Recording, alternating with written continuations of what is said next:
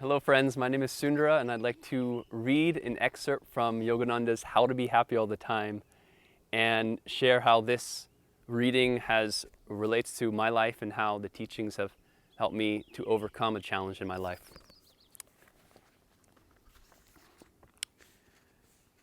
Don't spend too much time joking. I myself like to laugh, but I have my sense of humor under control. When I am serious, nobody can tempt me to laugh. Be happy and cheerful within. Why waste your spiritual perceptions in useless words? When you have filled the bucket of your consciousness with the milk of peace, keep it that way. Don't drive holes in it with joking and idle speech. Joking is a false stimulant. It doesn't spring from true happiness and doesn't give true happiness. When you joke a lot, the mind becomes restless and light so that it can't meditate. I grew up in a family of jokesters and pranksters, from my mother to my father to my brother to my two sisters down to myself. I remember when I was younger, my brother used to, one time he got the garden hose and he sprayed my mom in the kitchen.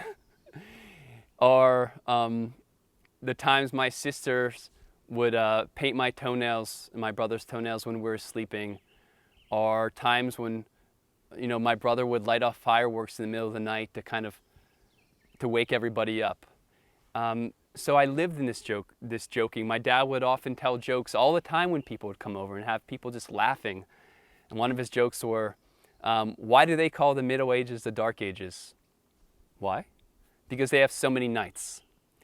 So my whole life was just being in this laughter and this joking and this prankstering, you might say. So it obviously came down to me.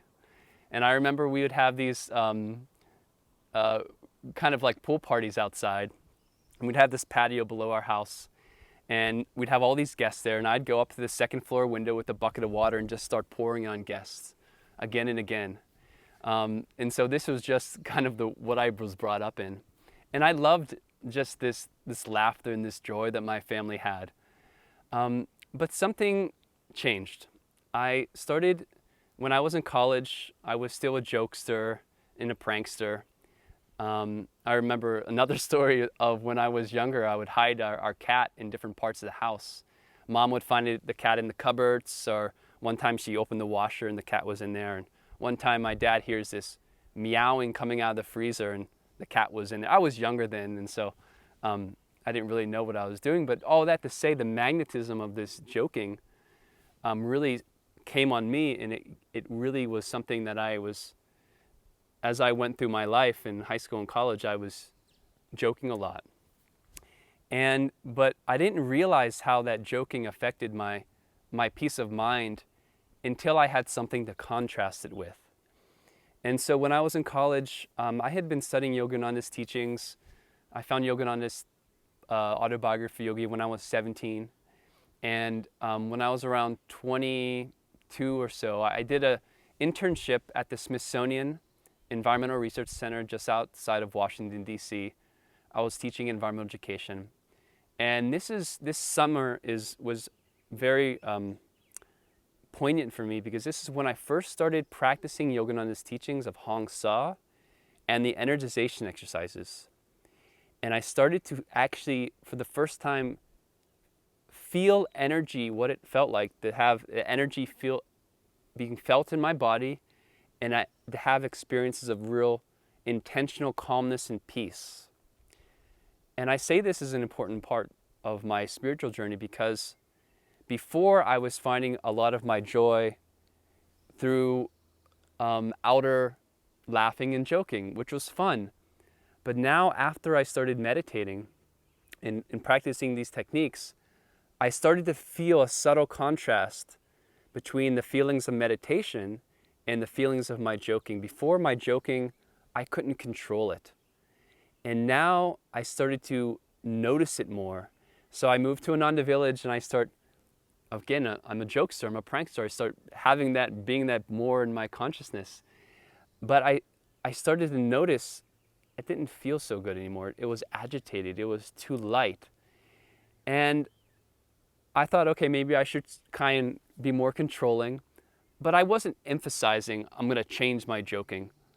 But over the years, I noticed that my joking became more controlled. It wasn't just spilling it out there and then have a corresponding feeling of agitation or restlessness. But over the years, I found while I still joke and I'm still myself, and the beautiful qualities that my parents instilled in me in this lightness, but I notice now that joking does not control me. I'm able to control it. I noticed that as I started to meditate, that outer joking and agitated restlessness started to replace itself with more of an inward joy. I was trying to feel that joy by outwardly joking, but meditation showed me that there is a deeper inner joy that can be experienced. I just simply practice the teachings. As it says in the Bhagavad Gita, even a little practice of this inward religion will free one from dire fears and colossal sufferings. And so, while joking wasn't a dire fear of mine, still, it was something that I wanted to refine in my life. And as I look back, I notice how powerful the teachings are and how, as we practice them, we just change. Slowly but surely, we change because of the power of the Guru, the power of our own sincerity. And it doesn't matter if we are doing it in a way that's perfect. My meditation practice through the years has been anything but perfect. But there is a power when we want to change, and we use grace-filled techniques to do that. So be joking, be joyful is what we should do. As Yogananda said, I too like to laugh. But let's laugh inwardly with the higher joy of God.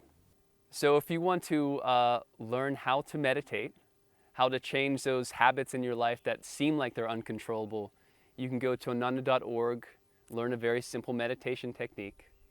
This meditation technique is considered one of India's greatest contributions to the science of yoga. And you can learn it for free at ananda.org or through the Ananda Meditation app.